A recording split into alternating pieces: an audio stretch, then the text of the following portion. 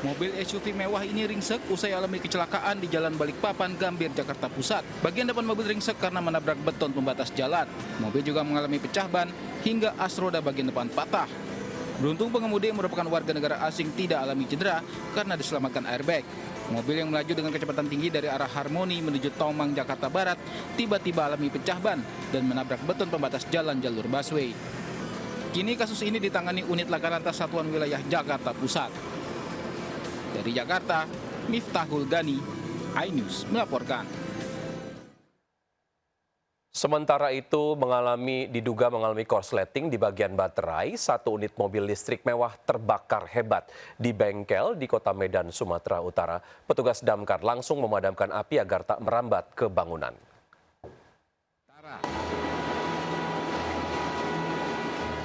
Api dan kepulan asap hitam membakar satu unit mobil listrik mewah di salah satu bengkel mobil di Jalan Sai Asan, Medan, Sumatera Utara. Mobil listrik terbakar hebat di bagian depan, tempat baterai mobil tersimpan. Butuh waktu setengah jam bagi petugas untuk memadamkan api dengan menggunakan cairan khusus saat pemadaman dikarenakan objek yang terbakar mengandung baterai. Beruntung, kebakaran tidak merambat ke bangunan di sebelah bengkel. Namun kerugian korban mencapai ratusan juta rupiah. Dari Medan, Sumatera Utara, Ahmad Ridwan Nasution, iNews melaporkan.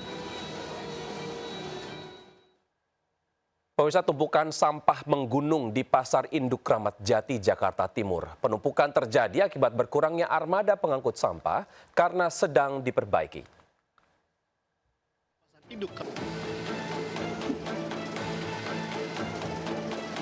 Tumpukan sampah yang berada di tempat pembuangan sampah di Pasar Induk Kramat Jati kini mencapai ketinggian 6 meter. Meski sampah sudah menggunung, namun hanya ada beberapa kendaraan yang diaktifkan untuk mengangkut sampah tersebut.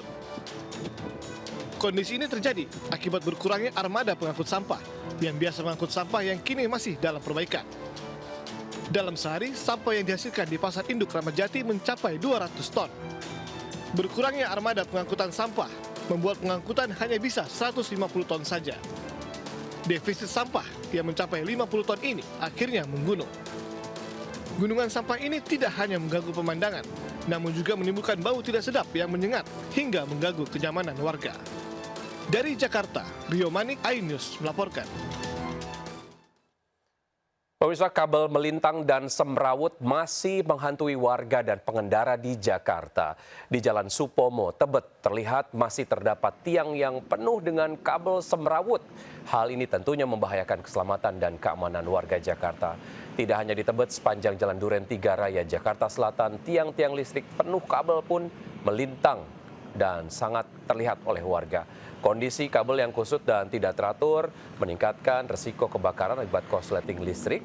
Tentunya hal ini mengancam nyawa pengguna jalan. Selain berbahaya, kabel semrawut juga merusak nilai estetika.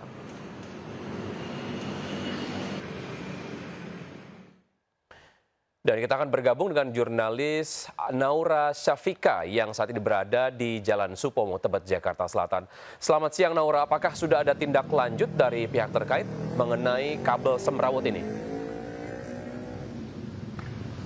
Ya, selamat siang Wiki dan pemirsa. Hingga saat ini memang untuk kabel semrawut masih menjadi permasalahan di berbagai titik di Jakarta. Salah satunya itu di Jalan Supomo, Tebet, Jakarta Selatan. Ini memang untuk sepanjang jalan banyak sekali untuk tiang yang memiliki kabel semrawut. Dan salah satunya titik yang paling semrawut itu ada tepat di belakang saya. Ini adalah salah satunya untuk tiang listrik di sini jumlahnya banyak sekali Wiki dan juga pemirsa. Dan jika kita lihat untuk kabelnya ini melintang, kusut, semrawut, dan tidak enak pastinya untuk dipandang. Dan tidak hanya tidak enak untuk dipandang, pastinya ini juga mengganggu dan membahayakan nyawa untuk pengguna jalan, baik dari pengguna kendaraan bermotor, kemudian juga untuk pejalan kaki yang sering berjalan di trotoar ini. Dan tadi saya menerima informasi dari salah satu juru parkir yang ada di toko di sini, bahwa memang sebelumnya di sini sempat ada beberapa batang pohon yang besar dan menutupi tiang-tiang ini, sehingga untuk kabel semrawut ini awalnya sehingga tidak terlalu tampak. Namun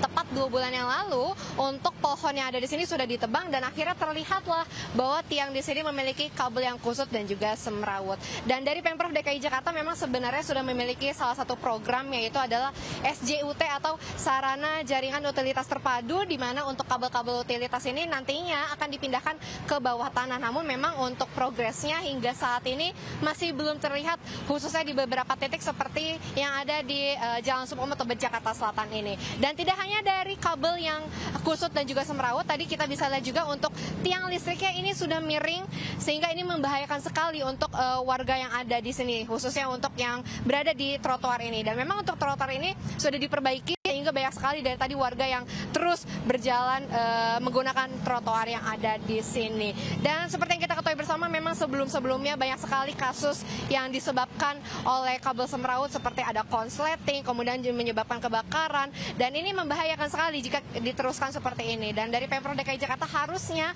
dapat menuntaskan permasalahan ini sehingga tidak mengganggu untuk warga Jakarta yang ada di sini. Sementara itu, Wiki.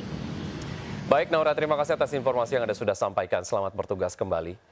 Pemirsa, komika Panji Pragiwaksono dilaporkan ke polisi atas materi stand up-nya dalam tayangan bertajuk Mens Rea. Panji dilaporkan oleh Angkatan Muda Nahdlatul Ulama dan Aliansi Muda Muhammadiyah karena dianggap timbulkan kegaduhan.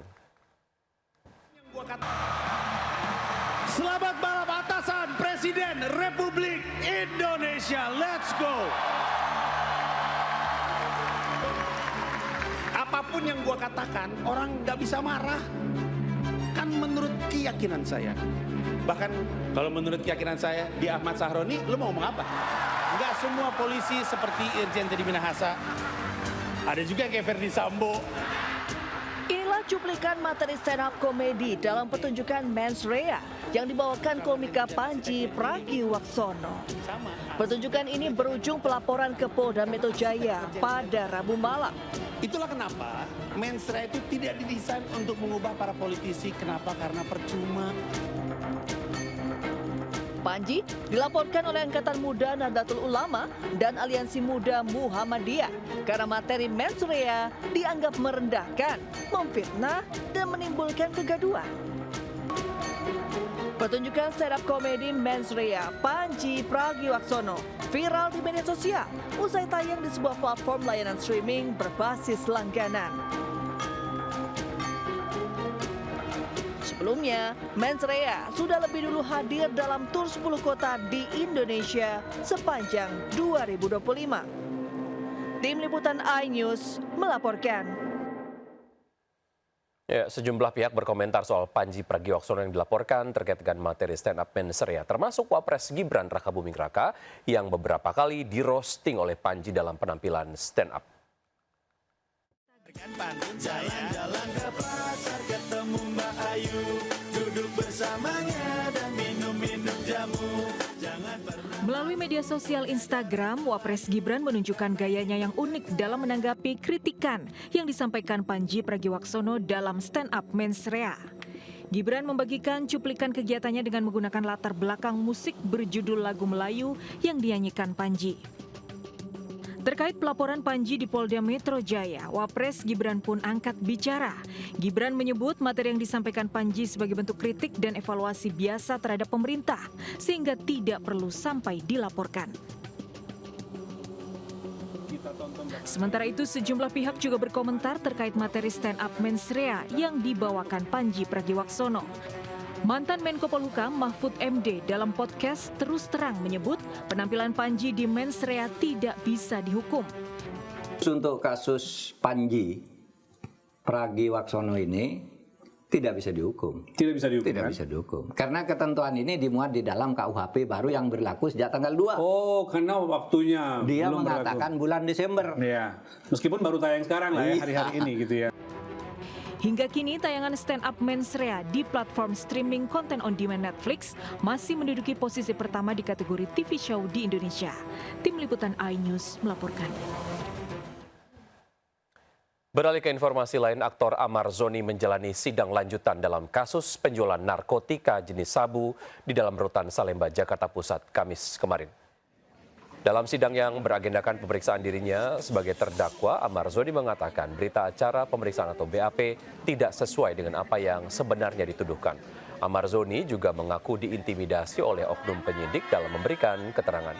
Selain diintimidasi, Amar juga mengaku diminta oknum penyidik menyiapkan uang 3 miliar rupiah untuk 10 orang yang saat itu ikut ditangkap, termasuk dirinya. Ia pun meminta kepada hakim untuk mencabut berita acara pemeriksaan tersebut.